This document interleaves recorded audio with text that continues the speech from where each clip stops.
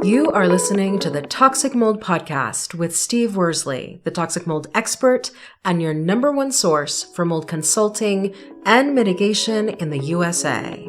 Let's dive into a brand new episode. Before we get started on this episode, here's a not-so-short disclaimer. While all attempts have been made to verify the content provided in this podcast, neither the podcaster nor the producers assume any responsibility for errors, omissions, or alternative interpretations of the issues discussed here. All information stated in this podcast is the opinion of Steve Worsley. Steve Worsley is a mold specialist with over 25 years of experience in the construction and mold industry. The Toxic Mold Podcast is for information sharing purposes only. The views expressed are those of the podcaster and his alone. These views should not be taken as expert instruction or commands. While there may be references to medical conditions and symptoms, all podcast episodes are the opinion of Steve Worsley, and any medical questions or concerns shall be addressed with the appropriate licensed medical professional or professionals. As the podcaster refers to different mold types, please be aware that Steve Worsley is not a microbiologist, and questions concerning mold specifics should be answered by the appropriate professional. Steve isn't, nor does he offer any legal advice. For any legal advice, you must speak to a lawyer. The listener is 100% responsible for his or her own actions. You can check out Steve's books on Amazon. Just go to Amazon and search for author Steve Worsley. You can also take Steve's mold education courses, such as Mold 101 and the Mycotoxin Prevention Kit, by going to cnccontractorservices.com. Again, check out his mold education courses at cnccontractorservices.com. Now, let's get to the episode. Hello, you're listening to the Toxic Mold Podcast with myself, Steve Worsley, and we have my wife, Cassandra. Hopefully, we're going to get some guests. That was I told everybody for our new goals this year, that's going to be one of them. But it's going to take some time. It's going to take some time, but you're going to hear from guests in 2026, so it's going to be awesome. Yeah. And we're not going to do it. I'm trying to just do one per quarter, so 4. Yes. It'll be good. And I get tons of people that reach out, but they're just not a good fit, if that makes sense. That does make sense. Yeah. Anyhow, today's subject is something that I see all the time on social media, and it's, should you purchase an air scrubber for black mold or an air purifier? So here's my question for you. Why would somebody want to purchase, who doesn't know what to do with it, want to purchase an air scrubber? I don't understand. Well, to give some context, it's usually prefaced, that question, with, we can't afford remediation, but we know we have a mold problem. But an air scrubber is not the whole remediation. So No. Why would somebody purchase one step that they don't even know how to do? Because they know that professionals use air scrubbers. So Okay. they just think that that's going to take care of their problem. Interesting. And for our listeners, I'm sure a lot of you can agree with this. If you're on social media, that is one of the most common questions I see. And what, is this mold? Is this toxic mold? Well, but also it's like, what do they think? I mean, help me understand their mindset. What do they think running an air scrubber is going to do for them if they can't afford to get I think like a toothache, putting Ambisol on it just numbs okay. it for a while. They think that it's going to get them till they can do remediation. And can you just go over, so what is the purpose of an air scrubber? For us? Yes. So we've talked about this in other episodes. You'll hear the term or see the acronym NAM, which is negative air machine, Mm-hmm. and air scrubbers. It's the same piece of equipment. Mm-hmm. Meaning it's the same thing we're using when we're removing the mold. We duct the exhaust to the exterior, and that we're inside of a containment, so that creates negative air, meaning it's pulling all the air from our work area and dumping it outside. Okay.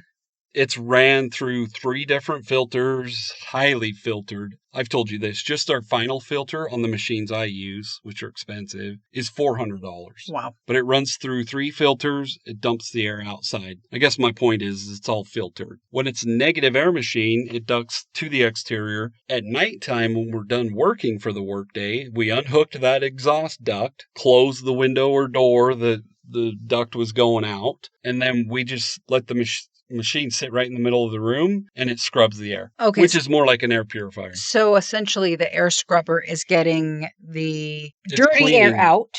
During the mold removal. During the mold removal, it's getting the dirty air out. And then at night, it is cleaning the air that is left. But if a person can't afford mold remediation and there's still mold colonies under the floors behind the walls, how does them getting an air scrubber help them? I think they think it's going to, just like an air purifier, I think they think it's going to clean the air so it's not as toxic. Oh, okay. Gotcha. Okay, I'm there. Okay. I wanted to understand their thinking. Which is actually, it could actually do the exact opposite. It could make things worse. Can you explain how it could make things worse? Because when we're running negative air, we have to have what's called makeup air. So every situation's unique. I'm not going to get into that rabbit hole. But if we don't have enough makeup air when we're creating negative air, we're probably going to start pulling air from areas it naturally isn't going to be pulled from, like the attic or the crawl space. It's the same concept for our listeners. If you just go buy an air purifier or an air scrubber and you're pulling that much air from one room, you're probably pulling all the mycotoxins into that room. Oh, wow. Wow. So it's not a good idea. Okay, so the people that you see in Facebook groups who are like, hey, we can't afford mold remediation, we're looking at getting an air scrubber. Overall, that's probably not a good idea. Yeah, and most of the time, it's not as common to see on social media they're getting an air scrubber. Some people use that term. They're asking for an air purifier. And so what is the difference between an air purifier and an air scrubber?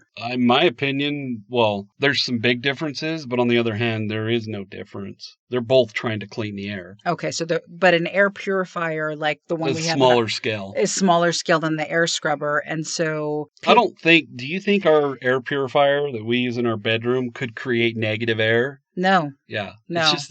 It's just sort of like, I think what our air purifier does is if there are dust or particles or things, it kind of runs everything through so that it disseminates it so it's not concentrated in the room. It captures it in the filters. Yes. And which is, once again, it's the same concept with an air scrubber. Okay.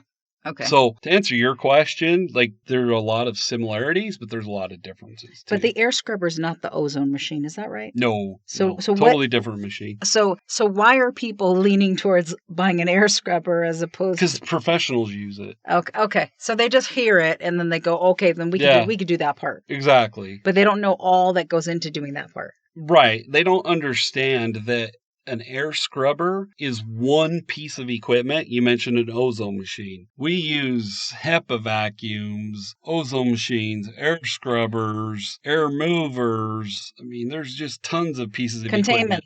We install containments. Like, I don't want to say it this way, but I'm going to. I think they want to look like they understand what they're talking about. So they use the term air scrubber because professionals use that. And at the end of the day, this can actually get them into so much more trouble with their mold problem because they're not doing things in the right order, using the right protocols. Right. Okay. I mean, I'm sure they're probably not setting up containments. There's a lot of steps they're not taking. They more or less want a Band-Aid. Okay. And it doesn't sound like an air scrubber would be a Band-Aid. No. Sounds like it could actually make the situation much worse. Exactly. So then what do you say to the person? Because I can hear somebody listening to this and they're like, okay, fine, but we have a mold problem and we don't have the money to address it. What do we do? Well, first you have to stop the bleeding. Okay.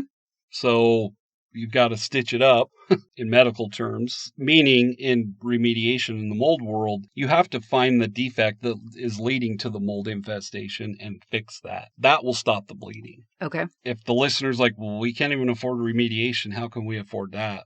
If that's the situation you're in, I apologize. It sucks to be in that type of situation, but you've got to do what you can to stop the defect that's leading to the mold. Okay. You can then call your insurance company, and we've done episodes about it, but for our listeners, the second you say mold to your insurance company, they're going to say we don't cover mold. So use the term moisture intrusion, water intrusion. Okay. Sometimes they'll cover it. Like I said, we've done episodes about it. We'll do more in the future. Sometimes insurance will cover it, sometimes they won't. But if you say mold, they're going to say we don't cover mold. Okay. If that doesn't work, then you can try to contain that. Let's just say it's in a guest bedroom or your daughter's bedroom. You can seal that room off, seal off the HVAC vent or register, and, hope that there's no more mold and mycotoxins coming into the other area of the house. Okay. So then there are still things they can do without feeling the need to go out and buy an air scrubber is what you're saying. Yeah, and I'd just be very careful buying an air purifier or an air scrubber. Mm-hmm. If you think it's going to just improve things temporarily, it's not. Can it? Of course it can. But I think long term, you're not helping the situation. Well, because you're not actually solving the root problem. Right. Yeah. Like we talked about earlier, you could be pulling air, especially if you buy an air scrubber. You can buy them on Amazon for like $500. Like the machines I use are way more expensive, 3 times that. But, just going and buying an air scrubber isn't going to make your air quality better. It could temporarily. Temporarily, but it's a temporary fix is what you're saying. Yep. So then what is your call to action for people? If you're using an air purifier, which many of my clients do, make sure you're doing the routine maintenance, meaning you're cleaning the filters or changing them. Your air purifier is not going to do what it needs to do if you have dirty filters. And if you have a good air purifier, the app will tell you when it's time to change your filters. Yours? Oh, yes, it does. And it's not time yet. Okay. Well, so get a good one. Yeah, because some of them, you just clean them. Yeah. Some you have to replace. Yeah. So, yeah, like you said, just, get one that has get a one nice that has app. an app, and you don't care about the quality of the air purifier. It just has an app. Well, that's part of the quality is that it has an app. But again, to your point, that's not going to fix the things that you should be looking at to actually remove the mold. Yep. And there is a product out there. Our listeners have heard me mention it. It's called AirGuard. I'll put a link in the description. But it's something you attach to your HVAC system. Works really well. Tells you if you're likely to have mold issues, tells you when you need to call a mold professional. Mm-hmm. Their pricing, I'm not exactly sure what it is right now, but I think it's about $1,000. Okay. But they're well worth it. I mean, it's not just a, little gadget that you plug into the wall. You attach it to your HVAC system, which for our listeners, you can put it on your return air vent. It's not hard to do. Okay. And you download an app. It's called Blink. And yeah, it's pretty amazing. Okay. So AirGuard, and you'll put the link in the... Exactly. Yes, perfect. And for any of you listeners, if you have questions about the AirGuard, feel free to reach out. I'm not an expert, but I'm in contact with the company all the time, and I can get any questions you have answered. Yep, info@cnccontractorservices.com. Exactly. We appreciate all you listeners. Have a great week.